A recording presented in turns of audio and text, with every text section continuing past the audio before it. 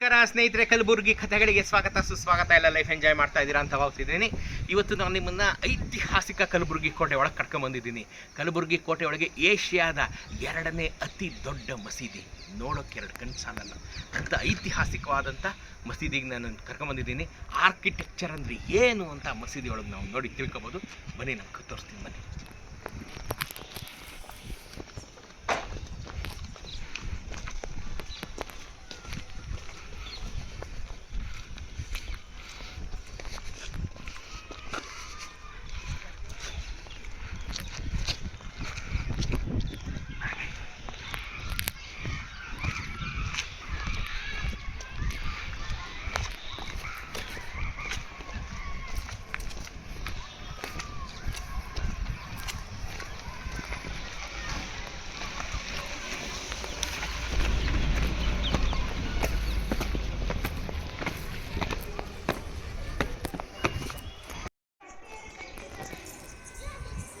ಸಾವಿರದ 358ರಲ್ಲಿ ಬಹುಮನಿಯ ಸುಲ್ತಾನ ಫಿರೋಜ್ ಶಾ ಬಹುಮನಿ, ಸುಲ್ತಾನ of Bahmani Kingdom, ಈ ಒಂದು ಮಸೀದಿಯನ್ನು ಕಟ್ಟಿಸ್ತಾನೆ.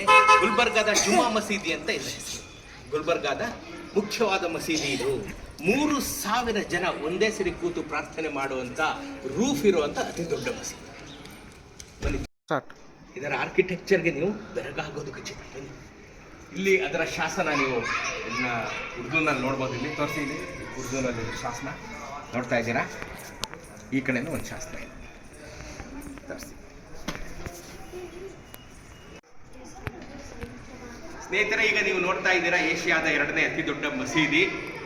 ತನ್ನ ಆರ್ಕಿಟೆಕ್ಚರ್ನಿಂದ ಇದು ಜಗತ್ ಪ್ರಸಿದ್ಧವಾದಂಥ ಮಸೀದಿ. ಐ ರಿಪೀಟ್, ಇದು ಜಗತ್ ಪ್ರಸಿದ್ಧವಾದಂಥ ಮಸೀದಿ.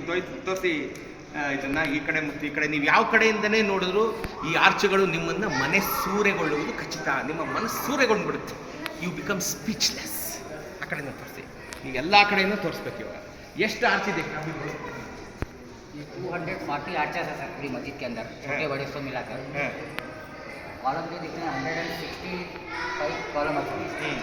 240 ಆರ್ಚ್ಗಳು, 165 ಪಿಲ್ಲರ್ಗಳು. और जो छोटे जो स्मॉल जो डोम है सर 75 है। ये झोपड़ी के सर के दिख रहे तो आपको 27 है सर। ಈ ರೀತಿಯಾದಂಥ ಡೋಮ್ಸ್ 27. छोटे जो है 75 है सर। ಇಲ್ಲಿರುವಂಥ ಡೂಮ್ಸ್ ನೀವು ನೋಡ್ತಾ ಇದ್ರೆ ಸ್ನೇಹಿತರೆ, ಇದು 75.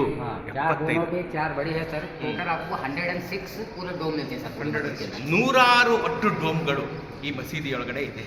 ಆಯಿತಾ? ಇಲ್ಲಿ ಬನ್ನಿ, ಈಗ ತೋರಿಸ್ತೀನಿ. ಈ ಕಡೆಯಿಂದನೇ ತೋರಿಸ್ಕೊಂಡು ಬರ್ತೀನಿ. ಈಗ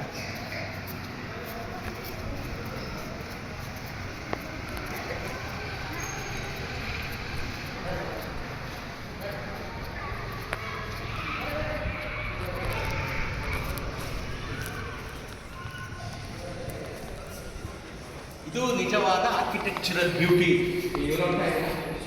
arches are of the same size, identical size, but ನೋಡ್ತಾ ಇದ್ದೀರಾ? ಇದೇ ಇದರ ಬ್ಯೂಟಿ.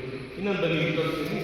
ಈ ಥರ ನೀವು ಡಯಾಗನಲ್ ಆಗಿ ಸಹ ಈ ಮಸೀದಿಯನ್ನು ನೋಡ್ಬೋದು. ನೋಡಿ, looks like A petal of A flower.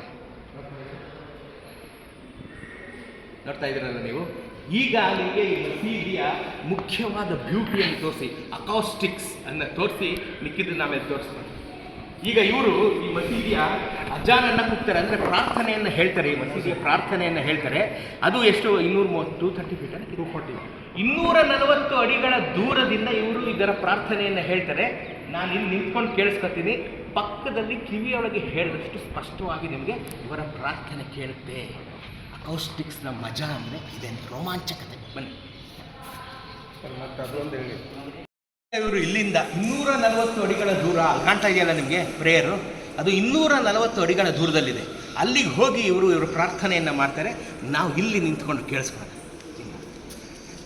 ಈಗ ನೋಡಿ ಸ್ನೇಹಿತರೆ, ಅವ್ರು ಹೋಗ್ತಾ ಇದ್ದಾರೆ, ಅಲ್ಲಿವರೆಗೆ ಹೋಗ್ತಾ ಇದ್ದಾರೆ. ಈಗ ನೀವು ನೋಡಿ, 240 ಅಡಿ ಇದೆ. ಈಗ ಅದು ಅಲ್ಲಿ ನಿಂತ್ಕೊಂಡು ಅವರು ಪ್ರಾರ್ಥನೆಯನ್ನು ಮಾಡ್ತಾರೆ. ಕೇಳಿಸ್ಕೊಳ್ಳಿ. ಮತ್ತು ಇನ್ನೊಂದು ಬ್ಯೂಟಿ ಆಫ್ ದಿಸ್ ಮಾಸ್ಕ್ ಏನಪ್ಪ ಅಂತಂದರೆ, ಇವ್ರು ಮಾಡುವಂಥ ಪ್ರಾರ್ಥನೆ ಈ ಬಿಲ್ಡಿಂಗ್ ಒಳಗಡೆ ಮಾತ್ರ ಕೇಳೋದು. ನೋಡ್ರಿ, ಅವತ್ತಿನ ಆರ್ಕಿಟೆಕ್ಚರ್ಗೆ ನಮೋ ನಮಃ ಅಲ್ವೇನ್ರಿ? ಇವರು ಮಾಡುವಂಥ ಪ್ರಾರ್ಥನೆ ಇದರೊಳಗಡೆ ಮಾತ್ರ ಕೇಳೋದು, ಹೊರಗಡೆ ಕೇಳೋದಿಲ್ಲ. ಈಗ ನೋಡಿ, ಕೇಳಿಸ್ಕೊಡಿ. ಈಗ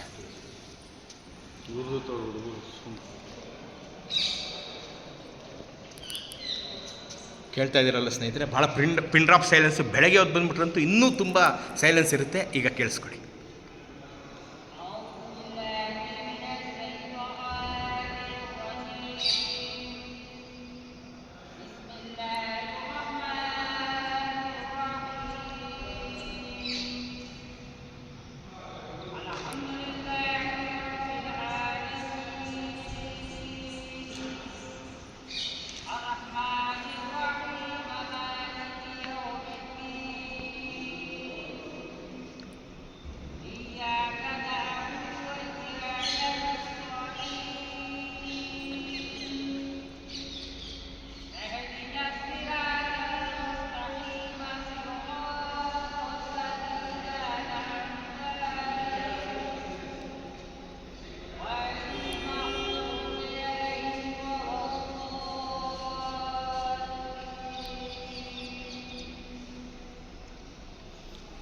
ಕೇಳಿದ್ರಲ್ಲ ಸ್ನೇಹಿತರೆ, ಹಾಂ, ಎಷ್ಟು ಅದ್ಭುತವಾಗಿತ್ತು. ಮೈಕಿಲ್ಲ, ಆಮೇಲೆ ಮೈಕ್ ಒಂದು ತಿಳಿಗ್ಲಿಕ್ಕಂಬಿಟ್ಟಾರೆ ನೀವು.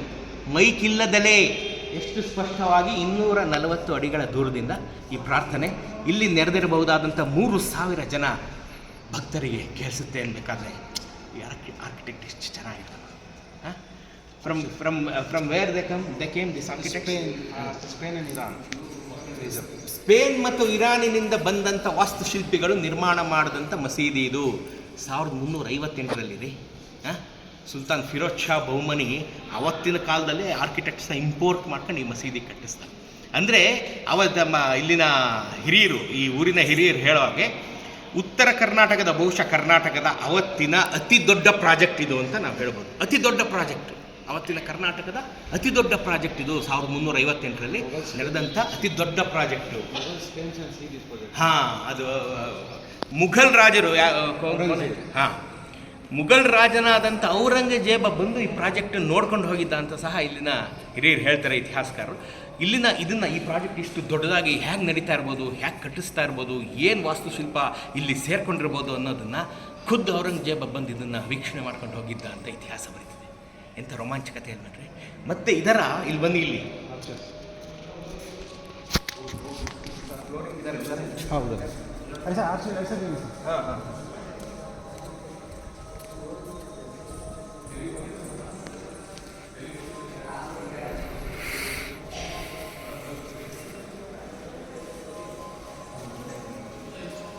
परसेप्शन के लिए रखने को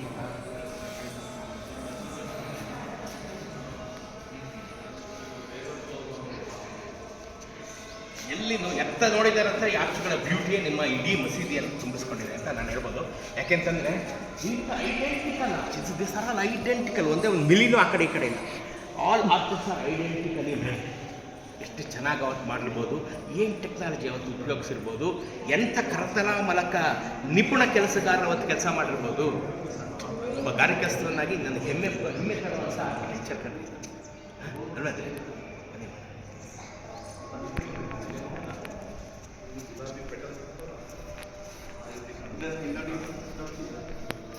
ಪ್ರತಿ ಕೋನದಲ್ಲಿ ಇದನ್ನು ನೋಡ್ಬೋದು, ಪ್ರತಿ ಕೋಣೆಯಲ್ಲಿ ಇದನ್ನು ನೋಡ್ಬೋದು ನೀವು.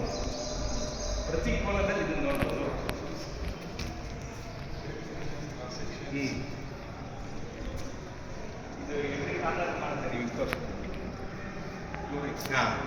ಇಲ್ಲಿ ಇದನ್ನ ತೋರಿಸಿ, ಭಾಳ ಇಂಪಾರ್ಟೆಂಟು. 1358ರಷ್ಟು ಪುರಾತನವಾದಂಥ ಫ್ಲೋರಿಂಗು ಇದು. ಅಜಮಾಸು 600 ವರ್ಷಗಳ ಹಿಂದಿನ ಫ್ಲೋರಿಂಗು ಇವತ್ತು ಹಂಗಿದೆ ನೋಡಿ. ಇವತ್ತಿಗೆ ಈ ಶೈನಿಂಗ್ ಇದೆ ಅಂತಂದರೆ 1358ರಲ್ಲಿ ಈ ಶೈನಿಂಗ್ ಎಷ್ಟರ ಮಟ್ಟಿಗೆ ಇರಬಹುದು? ವಜ್ರಗಳಂತೆ ಹೊಳೆಯುತ್ತಿತ್ತು. ಬೆಳಗ್ಗೆ ಸೂರ್ಯನ ಕಿರಣ ಇದರೊಳಗಡೆ ಬಿದ್ದರೆ ಈ ಫ್ಲೋರಿಂಗ್ ವಜ್ರಗಳಂತೆ ಹೊಳೆಯುತ್ತಿತ್ತು ಅಂತ ಇಲ್ಲಿನ ಇತಿಹಾಸಕಾರರು ಬರೆದಿದ್ದಾರೆ. ಎಷ್ಟು ಚೆನ್ನಾಗಿದೆ ನೋಡ್ರಿ, ಫ್ಲೋರಿಂಗ್ ಎಷ್ಟು ಚೆನ್ನಾಗಿದೆ. The good old flooring of 1358. Gulbarga ಅನ್ನೋದು ಎಂದಿಗೂ ತಣಿಯದ ಕುತೂಹಲ, ಎಂದಿಗೂ ತಣಿಯದ ಇತಿಹಾಸ, ಎಂದಿಗೂ ಮುಗಿಯದ ರೋಚಕತೆ. ಇಡೀ ಗುಲ್ಬರ್ಗದ ಕಲ್ಲುಗಳಲ್ಲಿ ತುಂಬಿಕೊಂಡಿದೆ. ಅದಕ್ಕೆ ಮುಕುಟಮಣಿ ಈ ಜಾಮಿಯಾ ಮಸ್ಜಿದ್ ಗುಲ್ಬರ್ಗ. ಬನ್ನಿ,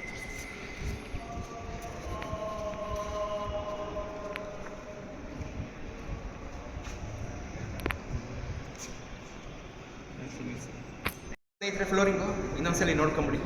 ದ ಬ್ಯೂಟಿ ಆಫ್ 1358 ಫ್ಲೋರಿಂಗ್. ಬನ್ನಿ ಬನ್ನಿ. ನನ್ನ ಜೊತೆ ಇದ್ದಾರೆ ಗುಲ್ಬರ್ಗದ ನನ್ನ ಸ್ನೇಹಿತರಾದಂಥ ಶೆಟ್ಟಿ. ಮುಖ್ಯ ಪ್ರಾರ್ಥನಾ ಸ್ಥಳ. ನಾನು ಹೇಳಿದಾಗ ಅಲ್ಲಿ ನಿಂತ್ಕೊಂಡು ಪ್ರಾರ್ಥನೆಯನ್ನು ಮಾಡಿ, ಅಲ್ಲಿ ನಿಂತ್ಕೊಂಡು ಪ್ರಾರ್ಥನೆಯನ್ನು ಮಾಡಿ ಅಲ್ಲಿಗೆ 240 ಅಡಿ ತೋರಿಸಿ. ಈಗ ಗೊತ್ತಾಗುತ್ತೆ ಅಲ್ಲಿಗೆ 240 ಅಡಿ ಅರ್ಥ ಆಯ್ತಾ? ಇಲ್ಲಿಂದ ತೋರಿಸಿ ಇನ್ನೊಂದ್ಸರಿ. ಮುಖ್ಯ ಪ್ರಾರ್ಥನೆಕಾರ ಅಲ್ಲಿ ನಿಂತ್ಕೊಂಡು ಪ್ರಾರ್ಥನೆ ಮಾಡ್ತಾರೆ. ಅಲ್ಲಿಗೆ 250 ಅಡಿ. ಈಗ ಇದನ್ನು ಹೊರಗೆ ಇದನ್ನು ತೋರಿಸಿ, ಇಲ್ಲಿಂದ ತೋರಿಸಿ.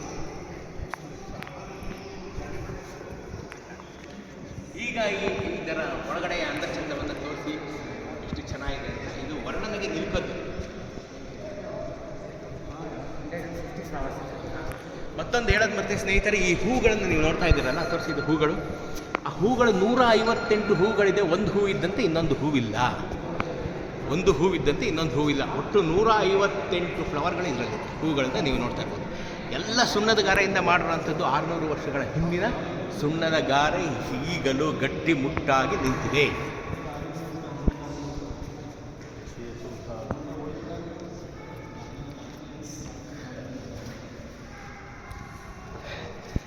ನೋಡೋರಲ್ಲ ಸ್ನೇಹಿತರೆ, ಗುಲ್ಬರ್ಗಾಗೆ ಬಂದಾಗ ನೀವು ಈ ಫೋರ್ಟೇ ಕಲಬುರಗಿಲಿ 2 ದಿನ ನೋಡಬೇಕು. ಕಂಪ್ಲೀಟ್ 2 ದಿನ ಬೇಕು ಕಂಪ್ಲೀಟ್ ಫೋರ್ಟ್ ನೋಡೋಕ್ಕೆ. ನಾನು ಬರೀ ಒಂದು ಪಾರ್ಟ್ ನಿಮ್ಗೆ ತೋರಿಸಿದ್ದೀನಿ, ಜುಮಾ ಮಸೀದಿಯಿಂದ. ಎಂಜಾಯ್ ಮಾಡಿದ್ದೀರಾ? ಬಂದು ಇಲ್ಲೊಂದು 2 ಅವರ್ ಕೂತ್ಕೊಳ್ಳಿ ಒಳಗಡೆ. ಆಹಾ, ಆರ್ಕಿಟೆಕ್ಚರೇ ನೀವು ಕಣ್ಣಲ್ಲಿ ತುಂಬ್ಕೊಂಡು ಹೊರಟೋಗ್ತೀರಿ. ಆಯಿತಾ? Take care.